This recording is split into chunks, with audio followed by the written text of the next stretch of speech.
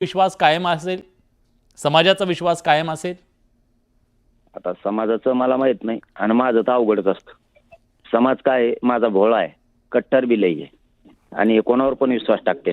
पण एकदा जर विश्वास फुटला आउट, फिरून जवळच नाही करीत. समाज तितका मग कणखर सुद्धा आहे माझा. हा विश्वास टाकतो मोकळ्या मनाने आणि जर असे दगे फटके बसले तर मग मात्र नीटच करतो. यालाही मराठीच म्हणतात. हे सत्य आहे, याच्यात काय लपून ठेवण्यासारखं नाही. पण मला नाही वाटत धसांनाकडून आम्हाला ही अपेक्षा असण्याचं काही कारणच नाही बाबा, नव्हतीच. कारण तुम्ही आता सरळ सरळ अन्यायाच्या विरोधात लढत होतात. एकानं खून केलाय त्याच्या टीमनं आणि त्याच्यामध्ये खून घडून आणणारा, खंडणी मागणारा, यापेक्षाही जास्त सामूहिक कट संघटित गुन्हेगारी करणारा सगळ्यात मोठा गुन्हेगार असतो. आणि आज दंड थोपाटलेच धसांनी यांच्या विरोधात. त्यावेळेस अन्यायाला वाचा फुटणार, गोरगरीब ओबीसींवर अन्याय झालाय त्यांनाही फुटणार असं वाटत होतं. परंतु आता हे काय काय त्याच्या नावाखाली काय झाले भीतीच्या माहित नाही. आता मी त्याचं स्पष्टीकरण देऊ शकत नाही. मला संध्याकाळपर्यंत किंवा आज फुटणार, गोरगरीब ओबीसींवर अन्याय झालाय त्यांनाही फुटणार असं वाटत होतं. परंतु आता हे काय काय त्याच्या नावाखाली काय झाले भीतीच्या माहित नाही. दादा, सामान्य माणूस हे सगळे राजकीय डाव ओळखायला चुकतो. सगळ्या गोष्टी 100% माहित होतील. आणि मी आहे मराठा, मी खंबीर आहे. नाही, तुम्ही खंबीर आहात, समाज तुमच्या पाठीशी खंबीर उभा आहे. मी खंबीर आहे.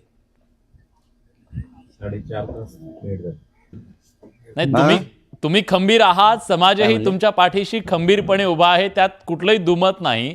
पण समाजाच्या भावनांचं असेल किंवा या सगळ्याचं कुठेतरी राजकारण होतंय याचं शल्य आहे, वाईट वाटतं. काय क्रूर हत्या झाली केली.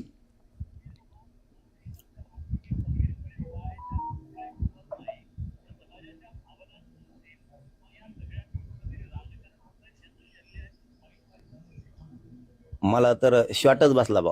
मला खरं आणखी ना खरं वाटत नाही, खरंच नाही वाटत. तुम्हालाही माहिती आहे, मलाही वाटलं तसंच, खरं वाटलं नाही.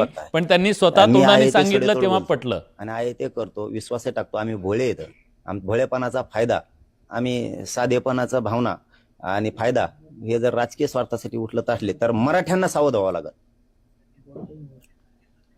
मला तर आता इकडून एक जण सांगतोय की 4 घंटे म्हणतात, 4.5 घंटे.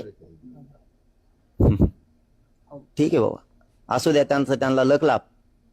काय काय घडलंय ते सांगतीलच. आता लोकांनाही सांगतील, मराठ्यांनाही सांगतील, जनतेलाही सांगतील काय काय काय काय नाही. बघूयात. परंतु पुढे तरी लढावं त्यांनी. पण या संदर्भात तुम्ही तुमची नाराजी त्यांना बोलून दाखवणार आहात? हे योग्य नाही, आपण सगळे सोबत लढत होतो आणि अशा वेळी तुमचं टायमिंग चुकलं. अवघड आहे. शॉक आहे. काय गोरगरिबांनी आशा ठेवली होती, काय आता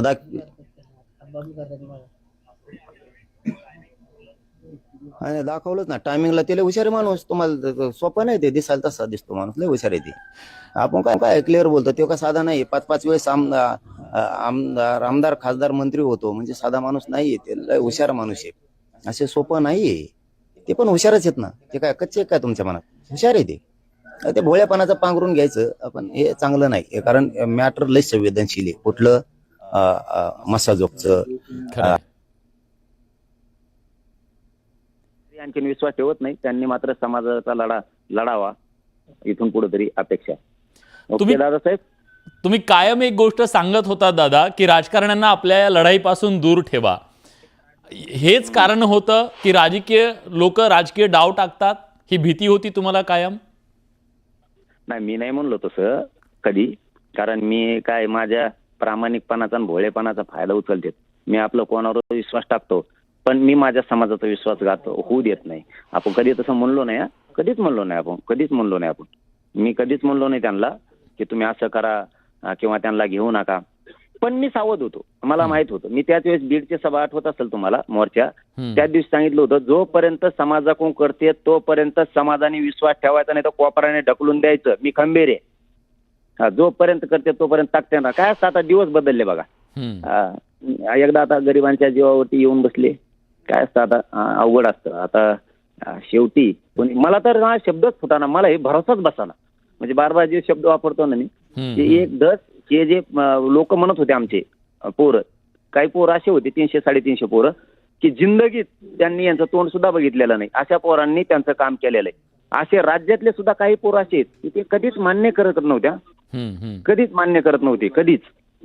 ते पोरं सुद्धा आयकॉन काय म्हणते त्याला, ते मानायला लागले होते. त्यांना काय म्हणते त्याला, आयकॉन का काय?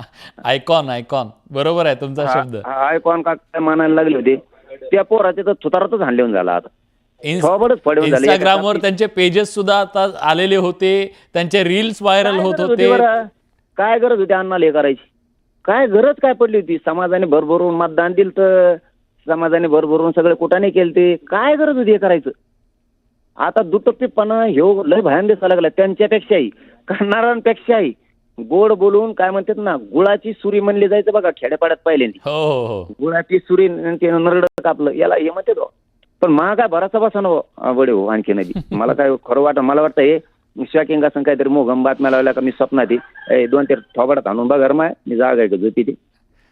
नाही दादा, बरोबर आहे. तुम्ही खूप विश्वास ठेवला होता या सगळ्या लढाईमध्ये. मी नाही माझ्यापेक्षा माझ्या समाजानं एवढा विश्वास टाकला होता, एवढा की न्याय मिळणार, सरकारला मुजिणार नाही, कोणाला मुजिणार नाही, पण हा धसांना फुल ताकदीनं लढणार असा विश्वास गोरगरिबांनी टाकला होता. साहेब तुम्ही कोणाला फसवा, पंतप्रधानाला फसवा, मुख्यमंत्र्यांना फसवा, पण गोरगरिबांना जर फसवलं आणि त्यांचं जर अन्नात माती काढली तर पिढ्यांना पार ते शाप शिवाय देतात.